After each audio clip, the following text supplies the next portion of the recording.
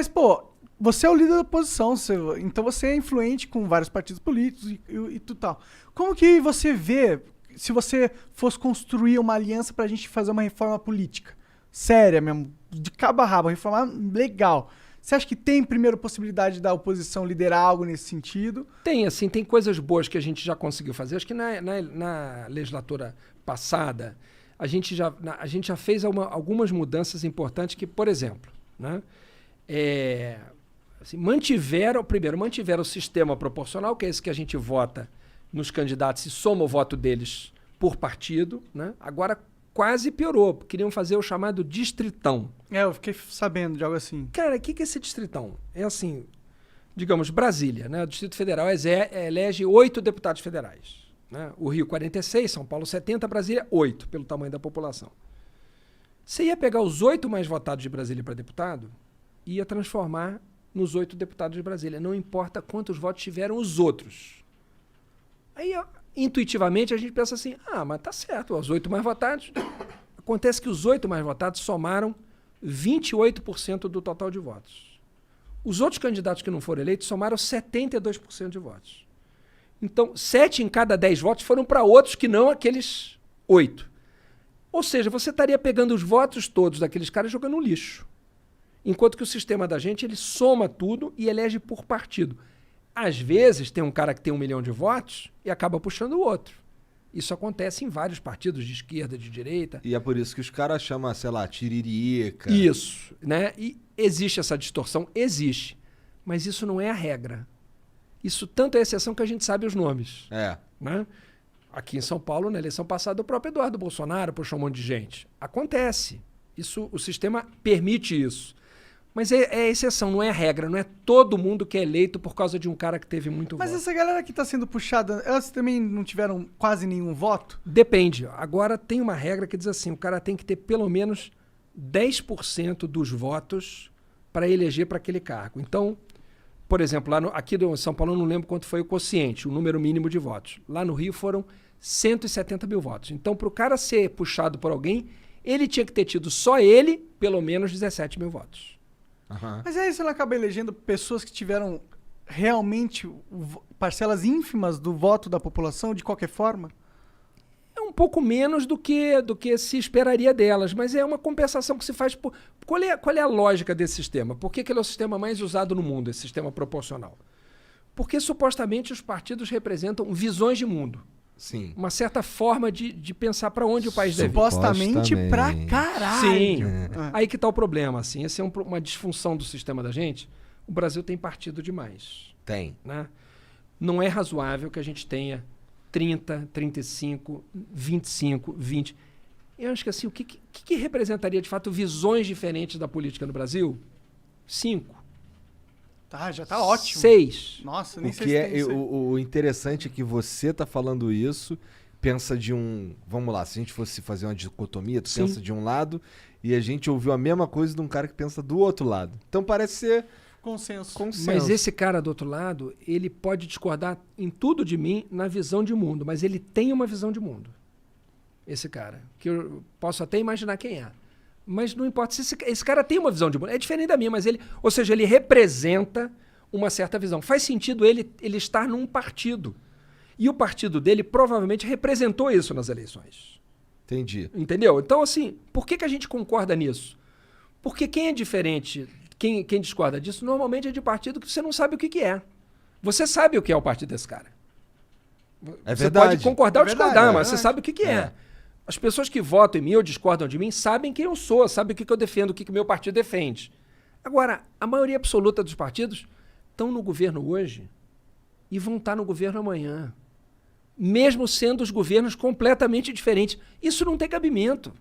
É isso que o eleitor fala, cara, isso é uma brincadeira. É, com certeza. Mas a maioria é assim. É um teatro. Então acaba sendo interesse, né, Monarca? Interesse, porque o cara tá ali porque ganhou o ministério tal, porque usou a verba tal, porque não sei o quê.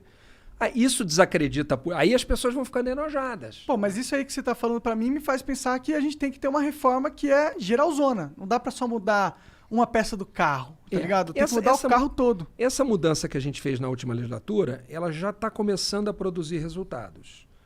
ela já diminuiu alguns partidos que não alcançaram a chamada cláusula de desempenho, né? Que alguns chamam de cláusula de barreira, mas o nome mais certo é cláusula de desempenho. Tiveram que ter 1,5% dos votos no Brasil para deputado federal. Na próxima eleição vai subir para 2%. Na eleição seguinte vai subir para 2,5%. Na outra vai subir para 3%. E por enquanto para em 3%. Está previsto chegar até 3%. Quando chegar a 3%, eu acho que a gente vai ter caído de 20 e poucos partidos para uns 10 partidos, 12 partidos.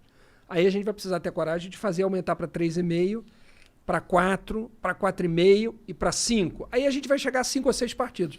Aí você vai saber que o cara que está no partido... Aí não, é mais difícil ter esses partidos que ficam para cá e para lá, dependendo do governo, igual a rede, né? Que vai pra Será? um lado. Eu tendo a acreditar que... Assim, eu espero que você tenha razão. Mas eu tendo a acreditar que a gente vai produzir mais centrão, não vai não? Eu acho que não. Eu acho que a gente vai ter, assim, 2 partidos na esquerda, um mais à esquerda e outro de centro-esquerda. Tá. Acho que você vai ter um partido de centro, né? Meio que pode até estar num governo ou no outro. Você vai ter um partido de direita, ou centro-direita, e um de bem à direita. Acho que é mais ou menos isso. Seria o ideal. Seria o ideal. Mais ou menos isso. Que a pessoa vota, não, eu quero votar aqui. E tem uma outra coisa que eu acho que mudaria também, que é o seguinte, a França tem isso, eu acho um negócio bem legal.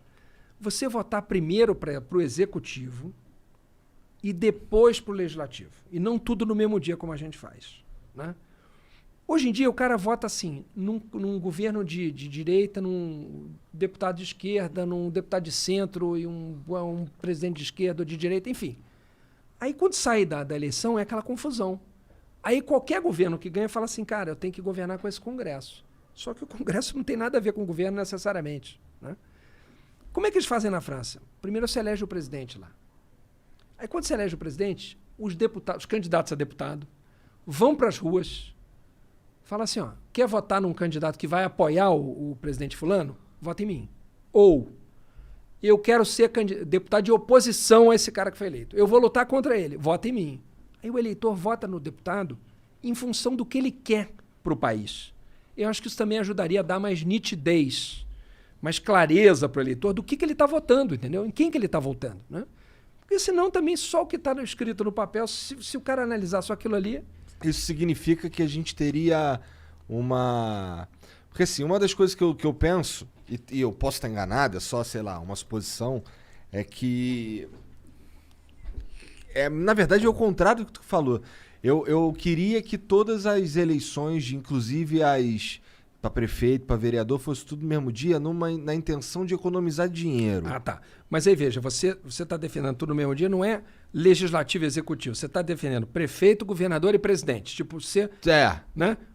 Isso é compatível, você pode fazer isso. Pode fazer de 2 anos, né? Não briga com a minha ideia. É porque hoje é 2 anos o espaço. É? É. Mas você não vota o deputado junto com o executivo?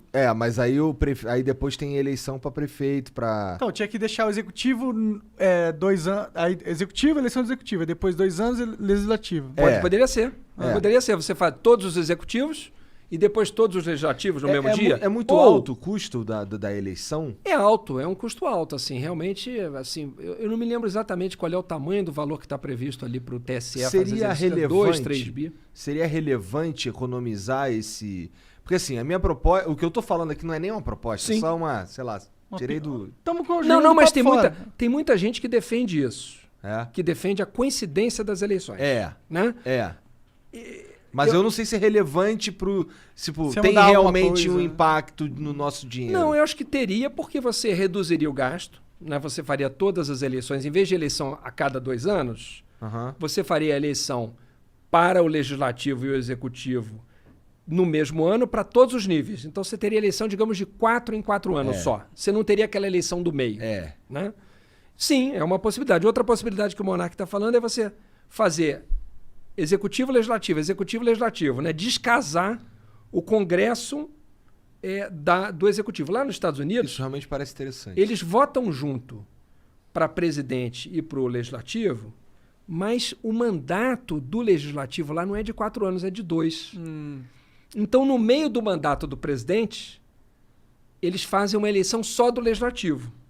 Então, o mandato do presidente é de 4 anos e do legislativo é de 2. De forma que, se a população também avalia que o Congresso tá certo ou tá errado, se o presidente vai bem ou vai mal, ele dá mais força pro presidente ou tira força. E aqui no Brasil a gente tava fudido se fosse assim. Porque ano sim, ano não ia ser ano eleitoral, cara. Pois é, esse é o problema.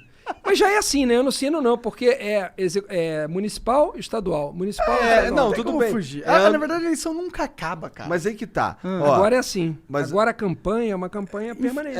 mas aí, por exemplo, ó, se a gente, em condições normais, 4 anos de mandato, só o último é o ano eleitoral de todas as funções, né? Apesar, assim, Sim. esse é o meu ano eleitoral, mas não é o do Monarca. Exato. Né? Exato. Agora, se a gente coloca esse sistema americano aí, a gente ia ter, pelo menos ali pros deputados, não sei o quê, todo ano sim, ano não. ano sim, ano não. Eu não sei como é que eles conseguem. Eu acho que é muito pouco 2 anos de mandato. E assim, lá nos Estados Unidos, como lá o financiamento é privado, totalmente privado, tem o fundo público lá também, tem, mas tem o financiamento privado. Aí, como lá essa questão do financiamento privado é assim uma febre, as campanhas custam cada vez mais caro, né? Então, os deputados lá são eleitos, o cara no dia seguinte que ele está eleito, ele começa a fazer arrecadação para a campanha próxima. Eu não sei como é que o cara consegue, porque o cara nem ganhou, já está pensando na próxima campanha, porque a próxima campanha é ano que vem. Quando ele pensa nas coisas que ele tem que fazer pro povo, né? Pois é, isso que é o problema. É por isso que eu gosto, por exemplo, de mandatos mais longos sem reeleição. Eu estou totalmente de acordo com você. Eu defendo 6 aninhos ali. 5. Eu acho que 5 já resolvia, sem reeleição. Mas aí seria ruim pra você, por exemplo. Hoje você... Quando ele fala sem reeleição, é sem reeleição para qualquer cargo ou só para o executivo? Cara, pro executivo. Eu também acho. Assim, não existe... Eu não me lembro de país que tenha vedação à reeleição para o legislativo. Por quê? Qual é o problema do executivo? Porque você diz assim, pô, mas e por que tem limitação para o presidente ou para o governador, para o prefeito e não para o deputado? Porque o presidente, o governador, o prefeito, ele tem uma máquina imensa na mão dele. Ele tem milhares de pessoas que trabalham para ele, milhares de cargos onde ele coloca a gente sem concurso público e, portanto, se você bobear, o cara não sai nunca mais. Então, todos os países que têm reeleição têm limite de reeleição. Nos Estados Unidos é uma reeleição, aqui é uma reeleição, né? Agora, para o legislativo, não. Eu acho que é positivo você ter uma limitação para reeleição numa casa. Acho que poderia ter 3 mandatos, 4 mandatos numa casa legislativa, até poderia ter. Mas no executivo, eu acho que é ruim o Instituto da Reeleição. Porque o cara ganhou a eleição, o cara já começa assim, minha reeleição. O tempo ele inteiro. Tem a máquina pública pra fazer a reeleição dele ser mais bem sucedida. Não tem como dar certo. E aí é qualquer governo. Independente da tendência do governo. Eu acho ruim. Porque o palácio vira um comitê eleitoral, entendeu? No dia seguinte do cara tomar posse. Qualquer governo assim. É ruim. Eu também defendo isso. 5 anos sem reeleição. Tem capilaridade na Câmara pra passar o fim da reeleição? Eu acho que tem, sabia? Que tem chance de acabar a reeleição uma hora dessa. Por quê? Porque também a reeleição ela diminui a rotatividade no executivo. Sim. E como no legislativo também tem muita gente que um dia quer ser prefeito, governador ou até presidente. Pra eles, opa, eu acho que pode ser uma coisa boa. A chance vai chegar mais rápido aí. Agora, os cientistas políticos assim são contra essa nossa ideia. Porque eles dizem assim que se tem uma coisa que funciona é a reeleição, porque o fato do cara já desde o primeiro dia estar querendo a reeleição obriga ele a estar mais ligado ao povo do que se ele não estivesse, digamos assim, mais preocupado com a imagem dele. Pelo contrário, eu acho que pautas mais impopulares, talvez, mas que são de grande importância, não é nem impopular, mas é que não dá voto, por exemplo. Pautas difíceis. A reforma tributária em si. Às vezes nem difíceis, às vezes, por exemplo, educação, um plano para educação, ou saneamento básico. Os caras não investem nessa merda porque não dá voto, vai. É porque não aparece, então não dá tempo de voltar como voto, então o cara não faz. Então, assim, eu vou fazer um plano muito pica aqui na educação que vai dar resultado daqui a 10 anos. 10 anos já, já passou. Ou faz, tipo, reeleição só... tipo, você tem que ficar 10 anos sem afastado. poder. 10, 20 anos, sei lá. Fica um tempo sem... Não, eu acho que o lance da reeleição... Porque ele tem o incentivo aí de fazer um bom mandato pra galera lembrar durante 10 anos, sei lá. Não, eu penso... É que assim, quando a gente tá falando de não pode reeleição, não pode seguida. Ele pode trocar, não é? Sim, agora, nos Estados Unidos, por exemplo, não pode nem trocar. Não? Não, lá o cara só pode uma reeleição. Então, por exemplo, o Trump, se ele for candidato novamente, como ele não foi reeleito, ele pode ser candidato. Mas se ele for eleito, ele não pode ser reeleito depois. Tem um mandato porque o cara só pode 2 mandatos. O Obama não pode ser nunca mais candidato, porque ele foi eleito e reeleito, acabou. Nunca mais ele pode ser presidente dos Estados Unidos. Nunca mais. parece bom. Eu acho também. ótimo. É Eu uma, acho que é a uma pessoa- limitação, né? Pô, tu teve a oportunidade da vida de ser presidente de um país. Você não precisa ter duas oportunidades dessas. Uma tá bom. Ou melhor, você teve duas, né? Você não É. pode ter três, né, digamos assim. Exato. Pois é.